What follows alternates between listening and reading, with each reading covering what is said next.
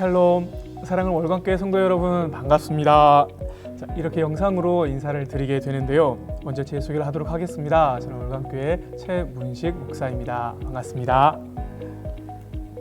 오늘 이렇게 영상으로 여러분들과 인사를 나누는 것은 이 시간 월광교회 가정 스토리를 진행을 하려고 합니다. 가정의 달을 맞이해서 우리 가정 안에 있는 고민과 걱정들, 염려들, 거기에 대한 이야기를 나누고 그 어려움을 함께 해결할 돌파구를 찾기 위함인데요. 먼저 이 시간 함께 지혜를 모아주실 우리 패널 분들을 소개하도록 하겠습니다. 먼저 정신과 의사 선생님이신 우리 김웅장 집사님. 네, 반갑습니다. 김웅장입니다. 그리고 음악치료사이신 김자현 집사님. 안녕하세요. 음악치료사 김자현입니다. 그리고 우리 아동학 박사이신 소성숙 집사님. 안녕하세요. 소성숙 집사입니다. 그리고 우리 월광교회 김요한 담임 목사님이십니다. 네, 반갑습니다. 김요한 목사입니다. 네, 감사합니다. 이제 이렇게 우리 네 분의 패널들을 모시고 월광 가정 스토리를 진행을 하도록 하겠습니다. 자, 먼저 우리 첫 번째 사례를 보도록 하겠습니다. 네, 제가 읽어드리겠습니다.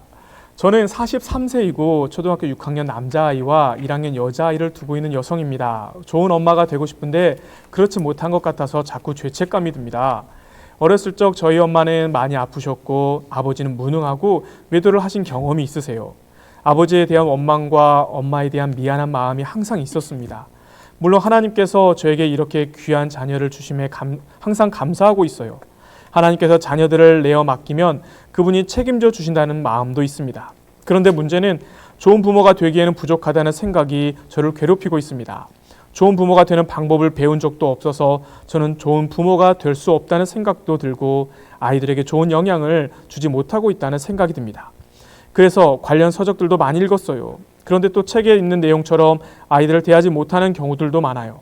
그러면 또 미안하고 아이들에게 좋은 부모가 되지 못한 것에 대한 마음이 무거워집니다.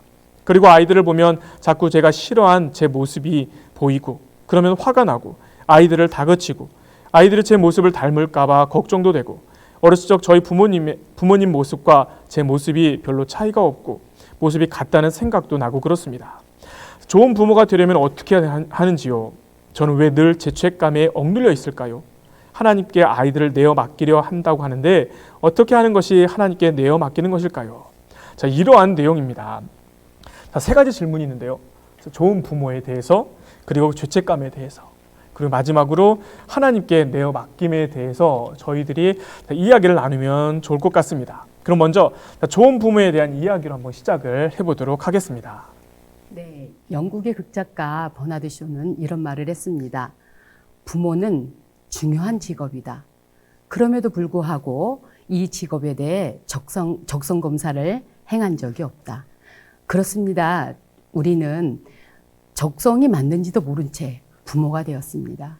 그래서 어린 시절 나의 부모로부터 받은 상처를 내면화가 되어서 무의식적으로 내 자녀에게 대물림하는 그런 경우가 많이 있습니다. 네, 그러나 이러한 상처나 적성이 맞지 않더라도 우리는 믿음 안에서 사랑으로 가정 공동체를 만들어 간다면 치유될 수 있다라고 봅니다. 그래서 좋은 부모란 가장 으뜸은 사랑입니다. 부모가 수시로 자녀들에게 사랑의 표현을 할 때, 네, 그 자녀들은 사랑받고 있다는 걸 느끼게 되겠죠. 그래서 신체적이고 언어적인 표현, 수시로 안아주고, 네, 토닥여주고, 그리고 아름다운 언어로 우리 아이들에게 그렇게 사랑을 표현한다라면 우리는 사랑의 가정 공동체를 만들 수 있으리라 봅니다. 그리고 두 번째는 부모도 사람이기 때문에 실수를 합니다. 실수를 했을 때 바로 인정하는 부모가 좋은 부모입니다. 이러한 부모를 보면서 아이들은 네, 부모를 이해하게 되고 또 어린 시절의 상처까지도 부모를 알아가는 그러한 가정 공동체가 되겠지요. 그리고 세 번째는 칭찬인데요. 우리들은 보통 칭찬을 그 뜬구름 잡듯이 두리뭉실한 칭찬을 많이 합니다. 멋지다, 훌륭하다, 착하다. 이러한 칭찬은 오히려 아이들에게 독이 된다고 합니다. 그래서 칭찬은 근거 있는 칭찬, 아이의 행위에 대한 칭찬을 해야 합니다. 예를 들어서 엄마가 무거운 짐을 가지고 갈 때 아이가 도와주면 착한 애 이게 아니라 네, 엄마의 짐을 들어주니 엄마가 걷기가 훨씬 편해졌네. 이렇게 근거 있는 아이의 행위에 대한 칭찬을 해야 합니다.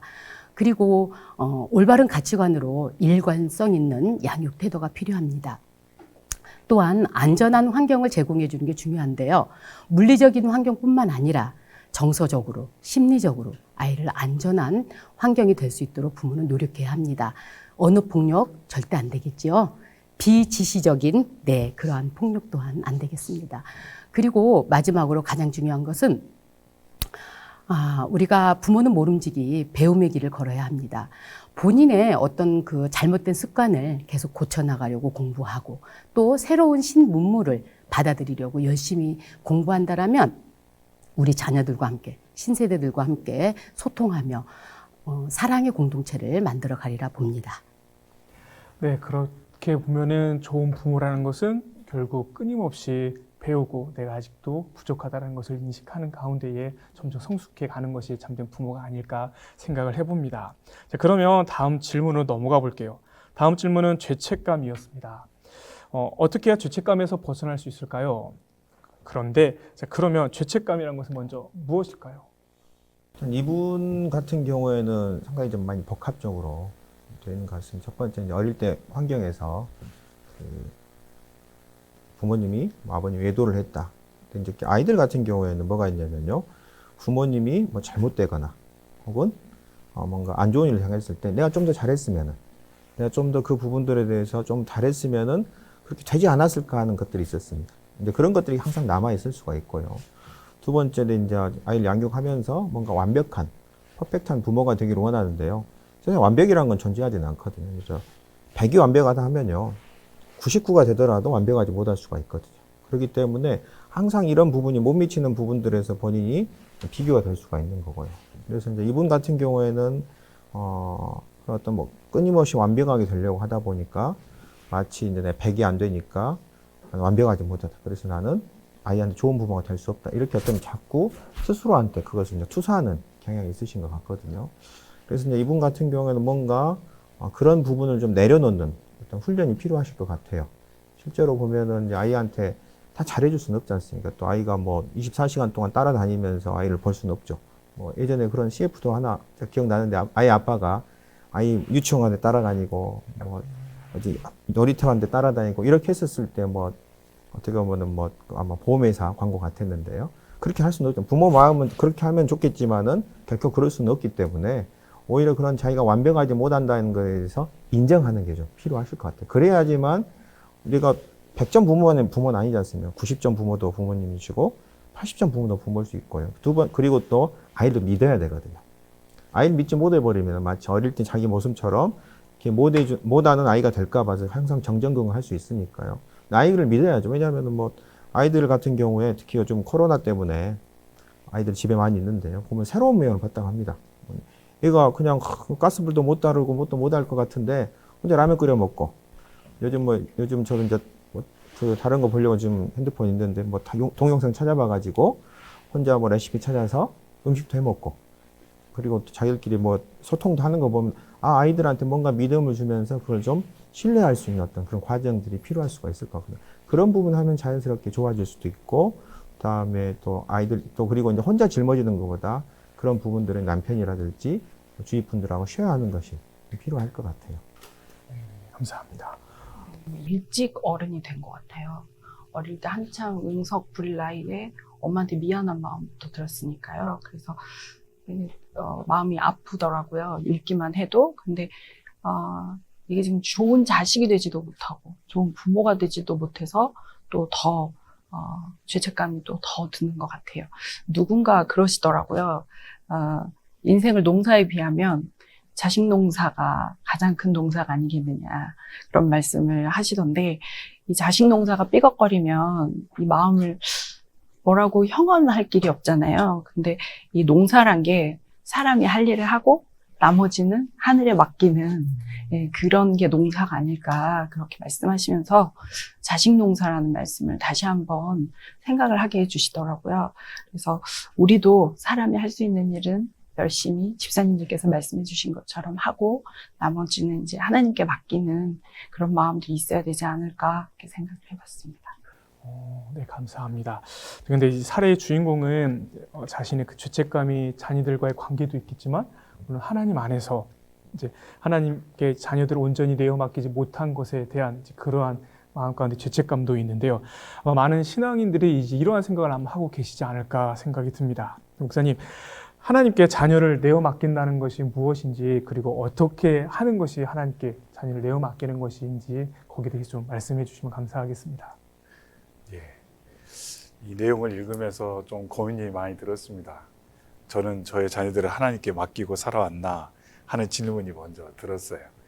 부모가 자녀를 사랑하다 보면 집중하게 되고 좀 집중이 지나치다 보면 집착하게 되고 기대하게 되고 그래서 드라마에 나오는 것처럼 내가 너한테 어떻게 했는데 너가 나한테 이러겠냐 이런 말이 나올 정도로 부모의 기대가 그만큼 어떤 관계가 밀착되어 있고 그만큼 우리의 사랑이 과도하게 가 있다라는 생각이 듭니다. 그래서 맡긴다라는 부분 가운데 여러 의미가 있는데 하나는 그의 삶 가운데 우리가 가지고 있는 우선순위를 알려주는 것은 상당히 중요하다라는 생각이 들어요. 성경에도 보면 엘리의 제사장이 나오는데 엘리의 제사장의 두 아들이 결국 불행한 삶을 살게 되는 이유 중에 하나는 그 엘리 제사장이 그 마음 가운데 삶의 어떤 사랑과 가치의 질서가 혼란이 있어서 그러니까 하나님을 더 사랑하고 그 다음에 자녀들을 다음으로 사랑해야 되는데 하나님보다 자녀를 더 사랑하니까 자녀들이 생각할 때 내가 세상에서 제일 높은 존재구나 하는 생각.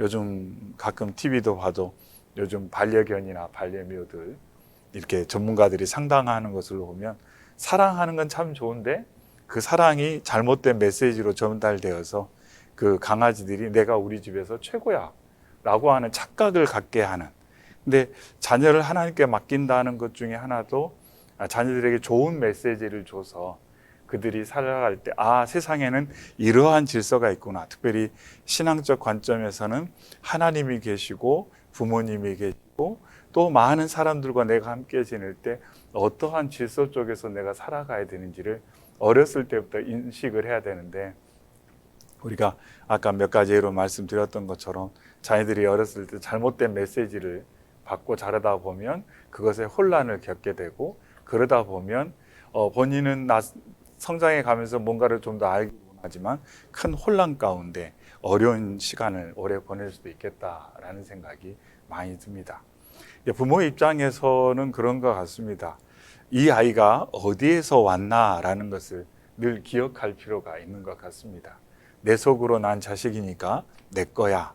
아니면 내가 사랑하는 우리 자녀. 이렇게 해서 어떻게 보면 이 아이가 어디로부터 왔는지에 대한 생각보다는 나와의 관계성에 더 집중할 수가 있는데 이 아이가 하나님으로부터 온 그래서 어떤 분이 말씀하신 것처럼 우리 가정에 보내주신 손님이다. 하늘 손님이다. 이렇게 생각을 한다면 훨씬 더 자녀들과의 관계성 속에서 좋은 메시지를 자녀에게 주면서 아이들이 좀 균형감 있게 성장할 수 있겠다라는 생각을 많이 합니다. 그래서 하나님께 맡긴다라는 것의 어떤 시작점은 부모가 좋은 관점, 바른 관점을 가지고 아이들을 대하는 것, 그것이 필요하겠다라는 생각이 들고요. 또 그 외에 여러 주제들은 또 저희들이 앞으로 이야기를 나누면서 조금씩 한 가지씩을 더 나눈다면 부모님들이 이 아이들을 대할 때 일단 조금씩 시각이 변하면 또 좋은 대화나 좋은 태도를 갖고 자기들을 건강하게 성장할 수 있도록 부모가 도와주는 부모가 만드는 건 아니고요. 부모가 도와주는 그러한 가정들이 되지 않을까 하는 생각이 듭니다. 네, 감사합니다. 그러면 우리 한번 다음 사례를 한번 제가 더 보도록 하겠습니다. 저는 50세인 남성입니다. 저희 집안은 모두 기독교인이고 저는 부모님을 아내와 모시고 살고 있습니다. 자녀는 3명이고 고등학교 2학년 여자, 중학교 3학년 남자, 초등학교 3학년 남자아이를 두고 있습니다. 저는 자영업을 15년째 하고 있고 저희 가족의 모든 생계는 제가 책임지고 있습니다. 그런데 2월부터 코로나로 인해서 경제적 어려움을 경험하고 있습니다. 지금까지는 모아둔 돈으로 생활을 하고 있지만 앞으로 살아가야 할 일들에 대해서 괴로운 생각이 매일 들고 있습니다. 하루하루가 숨이 막히고 긴장과 불안감이 저를 감싸고 있습니다. 얼마 전부터는 좋지 않은 꿈도 자주 꾸고 있습니다. 앞이 캄캄하고 막막한 마음이 들기도 합니다. 앞으로 수입이 이렇게 간다면 우리 가족은 어떻게 해야 하나? 문을 닫은 자영업자들이 많다던데 나도 그럴 것인가? 우리 부모님과 가족들을 어떻게 먹여 살려야 하나? 내가 아프면 안 되는데 아프면 어떻게 하나 등 걱정이 되는 질문이 나를 둘러싸고 답답한 마음이 나를 짓누르고 불안합니다. 자, 이런 마음을 어떻게 해야 할까요? 어떻게 극복해야 하나요? 라는 사례입니다.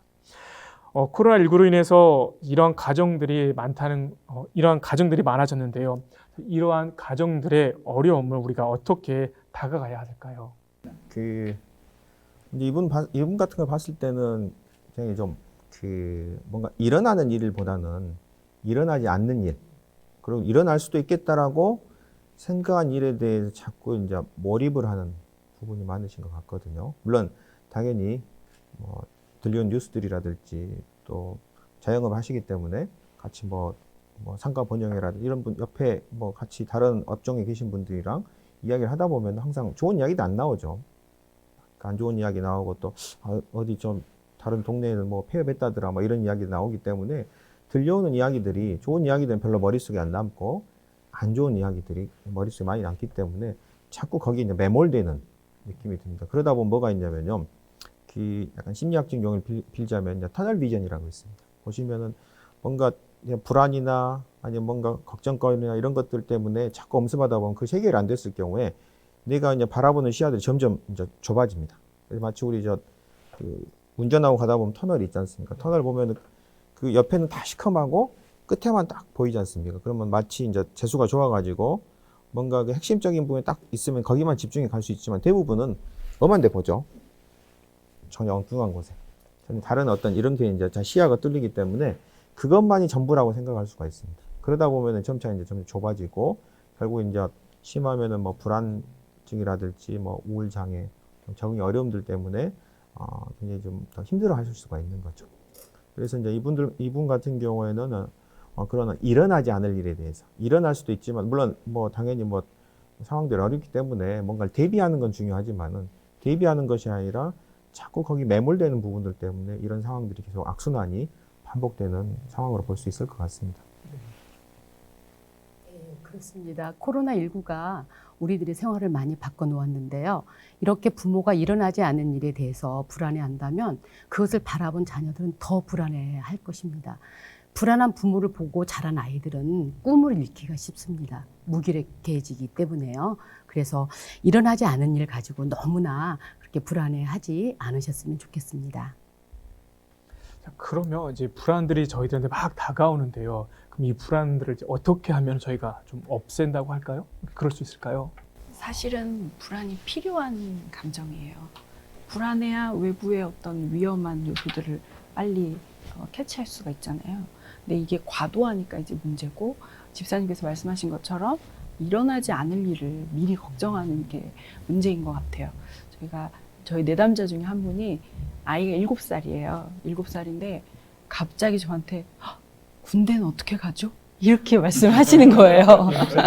네네. 아이는 7살인데 그래서 항상 저희는 누구나 미래를 생각하면 불안한 것 같아요.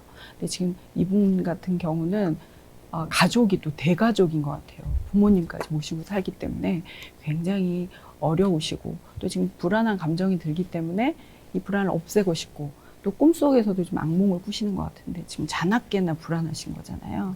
그래서 오히려 지금 효율도 떨어지고 일을 하면서 또 긴장이 연속이고 생각은 걱정으로 가득 차 있고 그래서 지금 계속해서 악순환에 빠지게 되는 것 같아요. 근데 이렇게 부모님도 계시고 부인도 계시고 자녀가 3분이나 계시잖아요. 그래서 같이 나눌 수 있고 또 이렇게 어려움을 공감해 줄 수 있는 가족들이 옆에 있다라는 거를 잊지 않으셨으면 좋겠습니다. 네. 예. 이야기를 들으면서 그런 생각이 들었습니다. 설교하면서도 종종 사용하는 내용들인데 우리가 사는 시대가 이제 불확실성의 시대지 않습니까? 그러니까 점점 더 불확실해지는 듯한 느낌. 그러니까 정보가 많아지니까 정보를 많이 대하면 뭔가 확실해질 것 같은데 도리어 많은 정보가 더 나를 불안하게 만들고 더 불확실하게 미래를 볼 수 있게 되는 그런 경향이 많아지니까 그런 상황 가운데 불안함은 점점 증대되는 것 같습니다. 그래서 이런 상황 가운데 생각되는 것은 불안할 때일수록 뭔가가 더 확실한가를 좀 더 생각할 필요가 있다라는 생각이 들어요. 근데 사람들이 불확실해지고 불안해지면 불확실한 것만 계속 더 확실해지기를 바라며 거기에 집중을 하는데, 뭐가 더 확실한가, 내 삶에 확실한 것은 무엇인가 하는 것에 좀 더 집중할 필요가 있다라는 거죠. 그러니까 그것을 우리는 신앙적인 시각에서 보면 믿음의 영역이다라고도 볼 수가 있을 것 같아요. 그러니까 주님께서 우리에게 너희의 불안도 염려도 맡겨라 라고 말씀하시는 것은 관계가 없는 상황에서 그냥 염려나 불안을 하나님께 맡기는 그런 이미지보다는 하나님과의 좋은 관계 속에 있을 때 그 불안과 염려 가운데 하나님께서 역사하셔서 해소해 주시고 내 삶의 확실한 것들을 좀 더 굳건하게 세워가고 확실한 영역이 점점 확대될수록 마치 막 파도에 흔들리는 배가 닻을 굳건히 내리면 그런 상황 가운데서도 어느 정도의 안정감을 계속 유지할 수 있는 것처럼, 우리의 삶 가운데 다가오는 많은 이야기나 상황에 많이 요동하는 상황 가운데서도 우리가 닻을 내릴 수만 있다 그러면 버틸 수가 있고, 그런 상황 가운데 안정감을 갖게 될 때 그 안정감이 새로운 힘이 돼서 불확실성을 해소할 수 있는 하나의 기초가 될 수 있다라는 거죠. 그래서 결국 우리의 마음 가운데 있는 이런 어떤 불안함, 그런 것들은 일단은 좀 더 하나님과의 관계성 속에 조금 더 우리가 나아갈 필요가 있고, 또한 말씀하신 것처럼 가족과의 관계성, 그래서 이런 관계를 통해서 내가 지지를 받고 서로의 마음이 좀 더 붙들릴 때 우리의 삶이 힘을 얻어서 내가 이렇게 탄탄한 기초 위에 있구나. 그러니 어떤 불확실하게 들리는 소리가 들리더라도 그것에 흔들리기보다는 이 탄탄한 기초에서 나아갈 수가 있기를 바라고요. 또 한 가지는 가장 확실한 것은 우리에게 하나님의 약속이 있다라는 거죠. 그러니까 결국 하나님이 계시다는 것과 그 하나님이 나를 사랑하신다라는 것이 흔들리면 다 흔들릴 수밖에 없고요. 왜냐하면 내가 해야 되니까, 내가 책임져야 되고, 내가 알아야 되고, 내가 준비해야 되고. 그런데 감사하게도 하나님이 계시고 하나님이 모든 것 가운데 역사하실 거고, 내 미래에 대해서 불확실하게는 보이지만 불확실한 미래를 아시는 하나님이 나를 붙드시고 이끄실 거라는 믿음이 생긴다면, 우리가 보이지 않는 미래에 대한 두려움보다는 확실한 하나님과의 관계성, 사랑하는 이들과의 관계성 속에서 하루하루 시간을 좀 어떨 땐 흔들릴 때도 있겠지만 그럼에도 불구하고 버틸 만한 충분한 힘을 공급받을 수 있지 않을까 하는 생각을 해보게 됩니다. 네, 좋은 말씀 감사합니다. 어느덧 이제 시간이 많이 흘러버렸습니다. 여러분들은 어떻게 들으셨나요? 조금이나마 여러분들의 가정 가운데에 도움이 됐기를, 조금이나마 가정 가운데 도움이 되었으면 좋겠습니다.